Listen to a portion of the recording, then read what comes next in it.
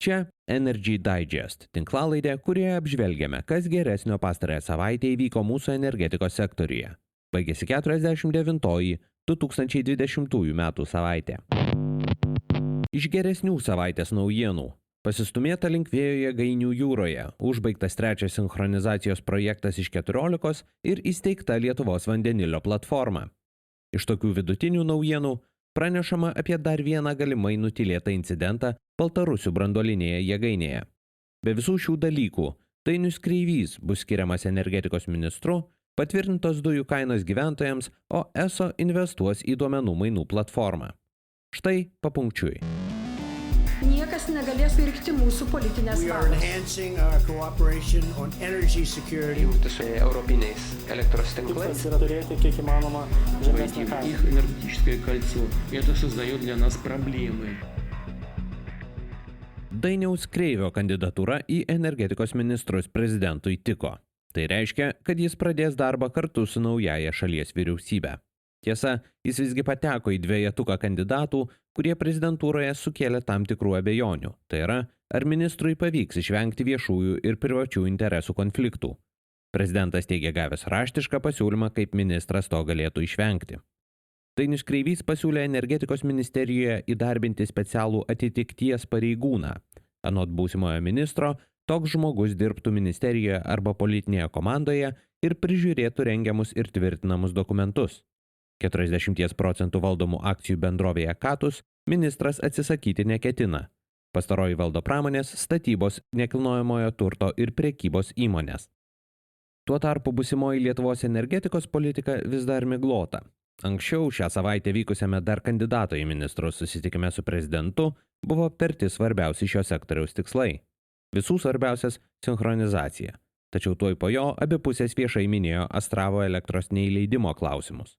Anot ministro, pokalbio dalyviai pakankamai išsamei išdiskutavo galimus problemos diplomatinius sprendimus.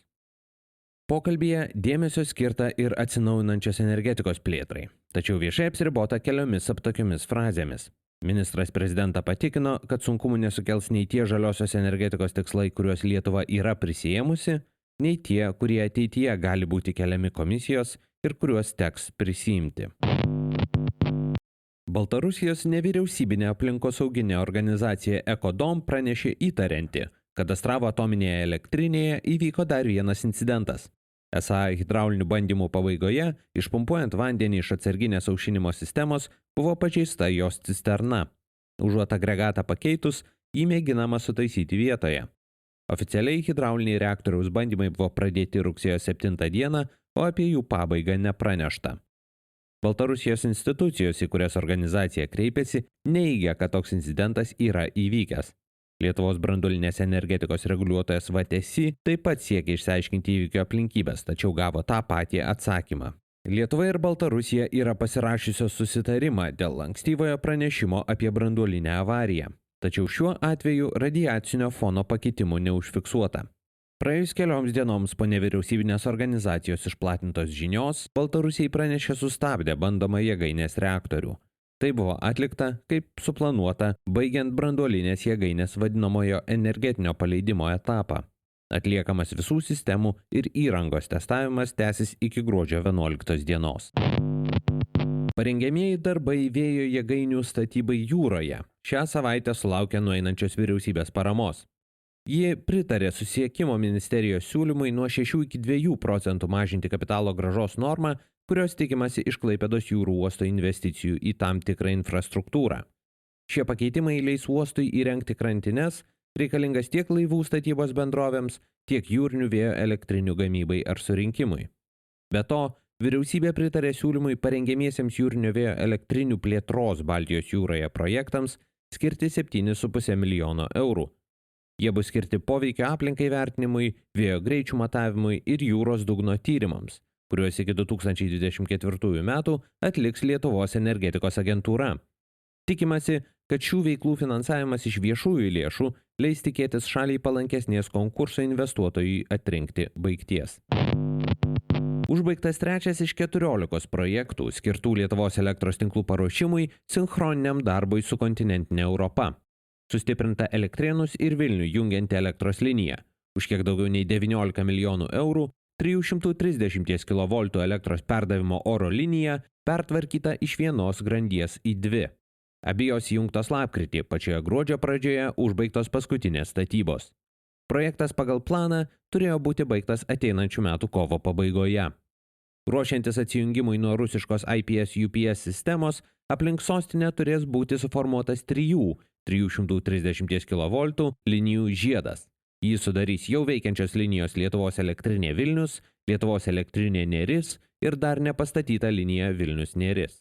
Ji šiuo metu yra teritorijų planavimo etape. Reguliuotojas patvirtino gamtinių dujų tarifus buitiniams vartotojams ateinančiam pusmečiui nuo 2021 metų sausio iki Liepos. Mažiausiai, tai yra iki 300 kubinių metrų per metus suvartojantiems gyventojams, tarifas augs kiek daugiau nei 6% iki pusės euro už kubinį metrą. Daugiau nei 20 000 kubinių metrų suvartojantiems mažės beveik 4%. Šioms grupėms keisėsi kintamosios tarifo dalys, pastoviosios liks tokios pačios. Nuo 300 iki 20 000 kubinių metrų dujų per metus suvartojantiems gyventojams nesikeis niekas. Ignitis per ateinantį pusmetį gyventojams planuoja parduoti daugiau nei 118 milijonų kubinių metrų gamtinių dujų. Vert patvirtino ESO investicijas į duomenų centrą. Tai yra platforma, kurioje nepriklausomi elektros tiekėjai ir kiti rinkos dalyviai galėtų keistis aktualiais elektros vartojimo duomenimis.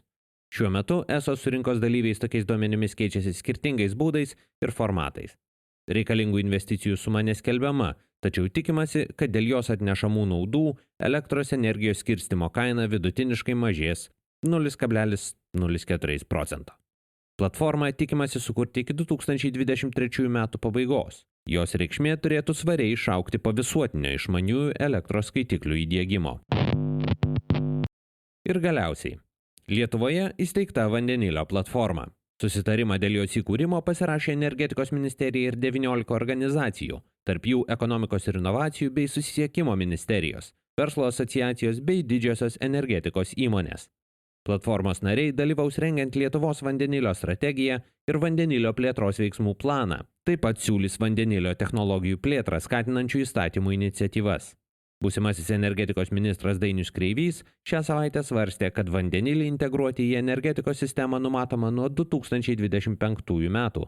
Tai yra, kai tai numato ir ES vandenilio strategija. Šiam kartui tiek. Jei tinklalaidė jums pasirodė įdomi, prenumeruokite. Energy Digest rasite bet kurioje podcastų programėlėje. Papasakokite apie tinklalaidę draugams, bendradarbiams, pažįstamiems. Galbūt jiems energetikos naujienos taip pat bus įdomios.